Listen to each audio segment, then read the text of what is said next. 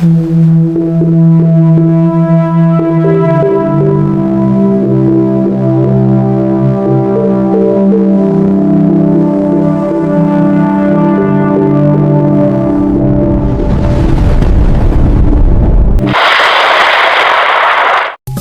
araw po sa inyong lahat. Narito na po ang pinaka-latest nating update sa magilagay ng panahon ngayong araw ng Sabado, ika-23 ng Mayo, taong 2026. Sa kasalukuyan nga po ang low pressure area na ating minomonitor sa loob ng ating Philippine Area of Responsibility ay huling namataan sa layong 825 km east of southeastern Mindanao, na kung saan nagdudulot nga po ito ng maulap na papawirin na sinasamahan ng pagkulog at pagkidlat, lalong-lalo na dito sa may area ng Mindanao, kabilang na rin po dito sa may area ng Visayas, na kung saan associated po ito sa may hanging easterlies o yung mainit na temperatura na nanggagaling sa dagat Pasipiko. Samantala, mayroon po tayong nagbabalik na panibagong weather system, na kung saan mayroon na po tayong minomonitor na hanging habagat, na kung saan nga po ang hanging habagat nga po ay galing dito sa may area ng Palawan, papasok naman dito sa area ng Visayas. So yan po yung hanging habagat na ating minomonitor, na kung saan posible nga itong hatakin ng panibagong bagyo na mabubuo dito sa may silaang bahagi ng ating bansa. Kaya naman maging alerto at updated lang po tayo sa mga panibago naming ulat panahon naming ilalabas. Na kung saan nga po ang low pressure area nating minomonitor sa loob ng ating Philippine Area of Responsibility ay hindi po natin inaasahan na magiging ganap na bagyo sa mga sumusunod na mga araw. Ngunit inaasa natin na magdudulot nga rin po ito ng mga pag-ulan. Kaya naman maging alerto lang po tayo at ugaliin magdala ng payong panangga lamang sa mga biglaang buhos ng mga pag-ulan, lalong-lalo na dito sa may area ng Dinagat Island, Surigao del Norte, Surigao del Sur, Agusan del Norte, Agusan del Sur, Davao, Compostela Valley, Davao Oriental, Davao del Sur, Davao Occidental, Northern Mindanao, Maguindanao, Sultan Kudarat, South Cotabato, Sarangani, Zamboanga Peninsula, Basilan, Sulu, Tawi-Tawi, na kung saan lubos po natin pinag-iingat dahil sa mga banta ng mga malalakas na mga pag-ulan na posible nga po ang mga biglaang pagbaha sa mga mababang lugar at pagguho ng lupa sa mga bundok na lugar. Nadulot nga po nitong mga pag-ulan. Samantala, bukod nga po rito sa low pressure area nating minomonitor sa loob ng ating Philippine Area of Responsibility, meron din po tayong panibago pang masama ng panahon na nabubuo sa labas ng ating Philippine Area of Responsibility. Bukod nga po doon sa minomonitor nating bagyo or tropical depression, na kung saan huling namataan nga po itong tropical depression nating minomonitor sa labas ng ating Philippine Area of Responsibility 2,500 km east of Mindanao, na kung saan may taglay na nga po itong lakas na hangin na umabot sa 45 km per hour at may pagbugso na umabot sa 55 km per hour, habang kumikilos nga po ito ng mabagal. Samantala, bukod nga po rito sa bagyong ating minomonitor sa labas ng ating Philippine Area of Responsibility na may mataas ang tsansa na posibleng maging malakas na bagyo or maging super typhoon ang kanyang lakas. So, posible nga po, base nga po yan sa ating pinaka-satellite image, na kung saan may kasunod pa nga rin po ito na panibago pang sama ng panahon na may taglay din po ito na lakas na hangin umabot sa 45 km per hour at may pagbugso rin naman umabot sa 60 km per hour, na kumikilos nga rin po ito ng mabagal pahilagang kanluran. So papalapit ng ating Philippine Area of Responsibility, na kung saan nga po base nga po sa ating pinaka-satellite image, na kung saan nagdadala na rin ito ng maulap na paborin at mga malakas na mga pag-ulan. Kung mas lumapit ito ng ating bansa ay inaasa natin makakaranas tayo ng mga pag-ulan na dulot nitong low pressure area at mga masamang panahon, lalong-lalo na sa epekto nitong hanging easterlies at ng bagyo na ating minomonitor. Kaya naman pinaghahanda po natin ng ating mga kababayan at maging alerto at updated po tayo sa mga panibago naming ulat panahon naming lalabas ukol sa lagay ng ating panahon, na kung saan nga po yung mga huli nating ulat panahon base sa tropical cyclone threat potential, makikita nga po natin dito sa pagsapit ng May 25 hanggang May 31, makikita nga po natin dito na meron tayong tatlo na low pressure area or yung posibleng mabuong low pressure area sa loob at labas ng ating Philippine Area of Responsibility. At ito na nga po yung minomonitor natin or yung mga tropical cyclone threat or yung banta na posibleng mabuo sa loob at labas ng ating Philippine Area of Responsibility.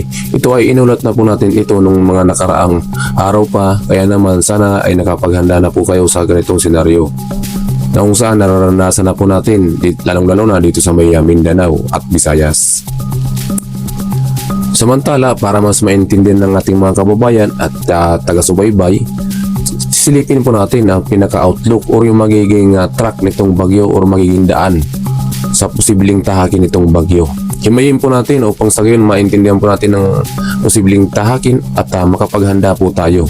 So, ito po ay outlook. Ito po yung posibleng mangyari sa mga susunod na araw. Kaya naman, posible pang magbago. Ngunit, mababasehan po natin na sa mga outlook ang posibleng daanan ng bagyong ito nating minumonitor sa labas ng ating Philippine Area of Responsibility. At base nga po sa ating outlook, makikita nga po natin ang low pressure area na nasa loob pa ng ating Philippine Area of Responsibility, na kung saan ang tropical depression na ating minomonitor sa labas ng ating Philippine Area of Responsibility na may 70W ay inasa natin na posibleng pumasok ng ating Philippine Area of Responsibility sa mga susunod na mga araw.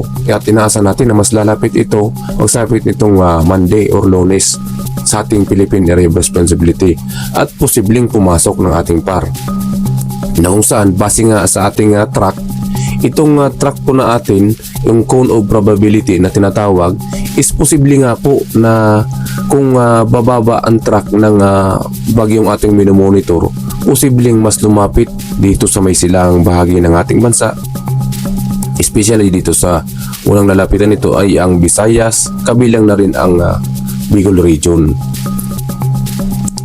At posible nga po itong mas lumapit pa dito sa may area ng silangang bahagi ng Luzon, especially dito sa may Isabela, Cagayan Valley region, at posible pang maglandfall dito sa may Batanes at Babuyang Group of Islands.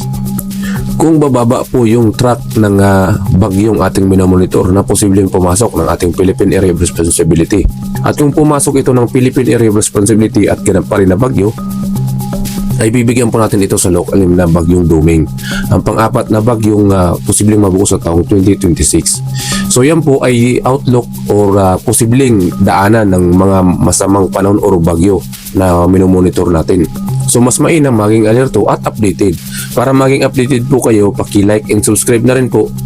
And don't forget to share para marami po tayong maabisuhan mga kababayan, lalong-lalo na yung mga kababayan nating mga isda na pumapalaot sa ating karagatan. Dahil sa paglapit nitong bagyo, inasa natin na mas mataas ang mga alon na ating inasahan. So posible rin na itong track ay posible rin na tumaas ang track, kaya pwede rin lumihis ng ating Philippine Area of Responsibility. Yan po yung tatlong senaryo. Mayroon pong papasok lang at nasa gitna ang senaryo. Yan yung makikita nyo po yung arrow. Yan po yung tatlong senaryo. May arrow po, makikita po ninyo yung tatlong senaryo na posibleng daanan ng bagyong ating minomonitor, na makikita nga po natin sa ating pinaka-outlook na malakas nga po ito.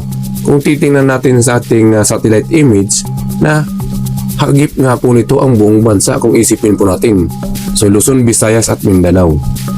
So kung lalapit ito ng ating Philippine Area of Responsibility, so dahil sa lawak nito, hagip po ang Luzon, Visayas at Mindanao sa hangin at mga pag-ulan. So kahit hindi po tayo daanan ng sentro, mararanasan po natin ang mga pag-ulan kung bababa ang track ng bagyong ito.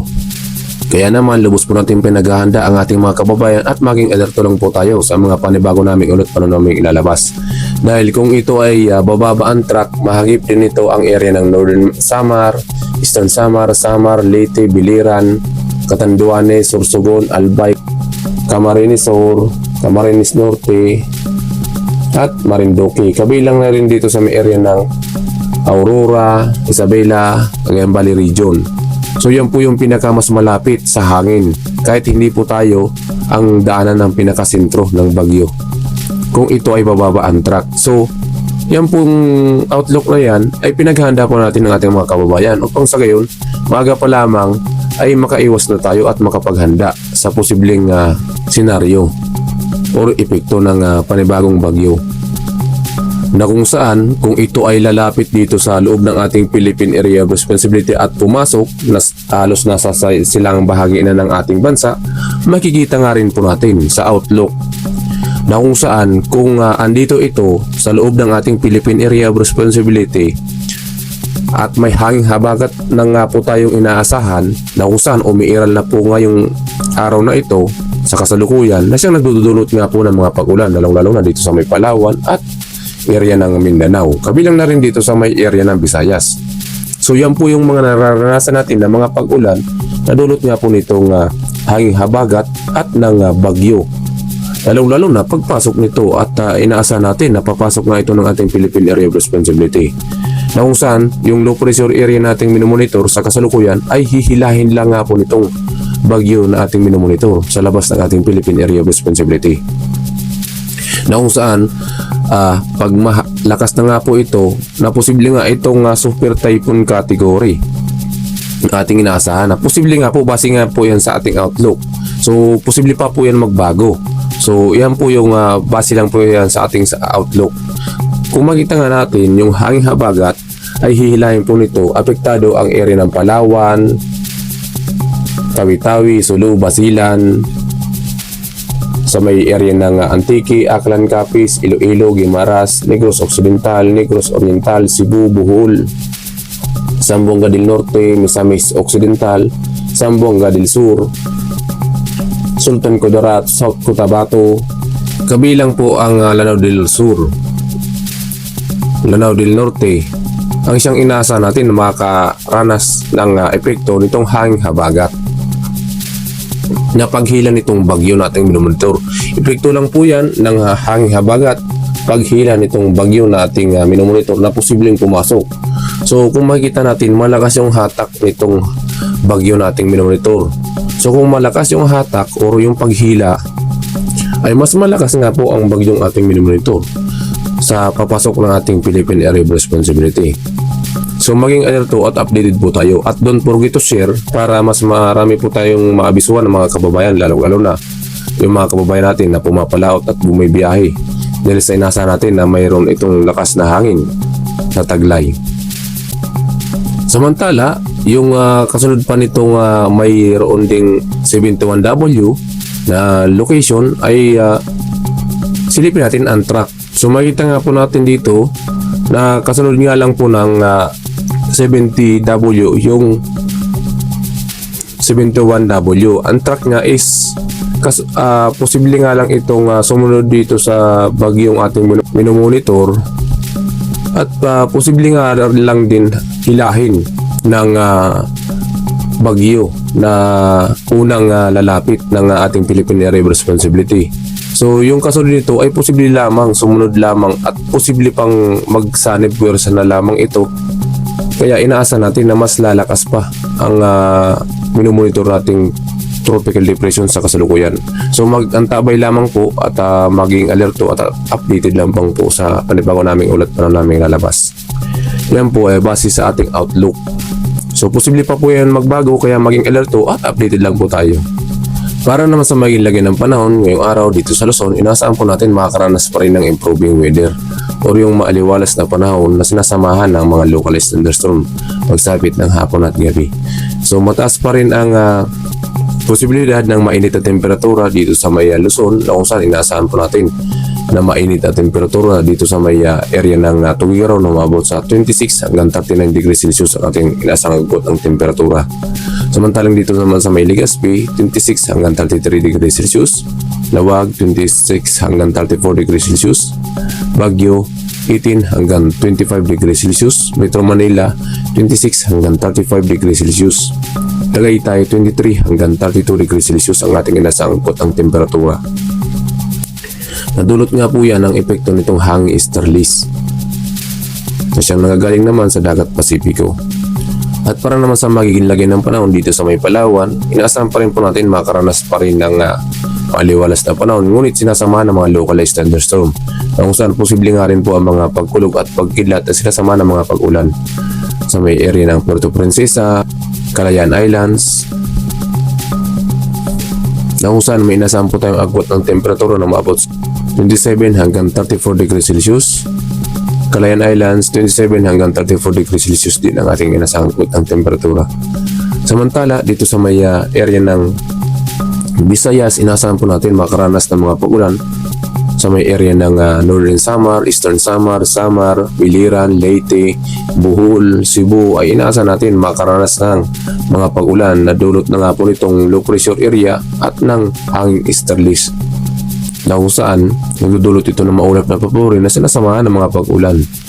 Samantala sa malabing bahagi pa ng Visayas, sinasa natin makaranas ng maliwalas na panahon, lalo na dito sa may Aklan, Capiz, Antique, Iloilo, Guimaras, Negros Occidental, Negros Oriental. Inasa natin makaranas ng maliwalas na panahon sa umaga, ngunit maging alerto lang po tayo dahil sa inasan din natin ang mga localized thunderstorm na kung saan magdudulot din po ito ng mga maulap na pahorin na sinasama ng mga biglaang buhos ng mga pag-ulan, na kung saan habang mas lumalapit na itong low pressure area, mas inasa natin na tuloy-tuloy ang mga pag-ulan nating inaasahan. Kaya naman ugaliin pa rin magdala ng payong o kaya naman kapote kung kayo ay lalabas ng inyong tahanan, upang sa gayon meron po tayong ilabas oras na umulan at matinding sigat ng araw. At para naman sa maging agot ng temperatura dito sa may Tacloban, 26 hanggang 31 degrees Celsius, Cebu 28 hanggang 33 degrees Celsius, Iloilo 26 hanggang 33 degrees Celsius ang ating inasahang agot ng temperatura. Samantala dito naman sa may Mindanao, inasa natin na makakaranas na ng mga pag-ulan sa halos buong Mindanao. Nadulot nga po yan itong hanging easterlies at ng low pressure area na nagdudulot ito ng maulap na papawirin na mga kinasamahan ng mga pagkulog at pagkidlat. Kaya naman lubos po natin pinaghahanda ang ating mga kababayan sa nasabing area, lalong-lalo na dito sa may area ng Tawi-Tawi, Sulu, Basilan, Zamboanga Peninsula, Northern Mindanao, Maguindanao, Sultan Kudarat, South Cotabato,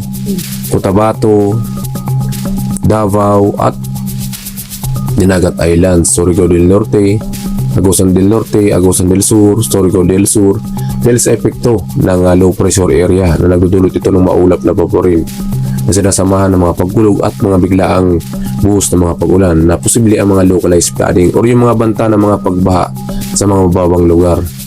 Kaya naman maging alerto at updated lang po tayo sa mga panibago naming ulat para naming lalabas. At para naman sa maging agwat ang temperatura, inasa natin na mas mababa ang temperatura nating inasahan ngayong umaga, na umabot lamang sa may Cagayan de Oro na umabot sa 25 hanggang 30 degrees Celsius, Davao 26 hanggang 32 degrees Celsius, Zamboanga Peninsula 24 hanggang 32 degrees Celsius ang ating nasa angkot ng temperatura. Samantala, para naman sa magilagay ng ating karagatan, sa kasalukuyan nga po wala po tayo nakataas na gale warning sa kahit anong baybayin ng ating bansa, ngunit maging alerto lang po tayo dahil sa posible pang sa banta nga po ng pagpasok ng bagyo nating minomonitor sa labas ng ating Philippine Area of Responsibility na siyang magpapatas ng alon ng ating karagatan. So kasalukuyan, wala po tayo nakataas na gale warning, malaya pa rin po makapaglalayag ang ating mga kababayan sa kahit anong baybayin ng ating bansa.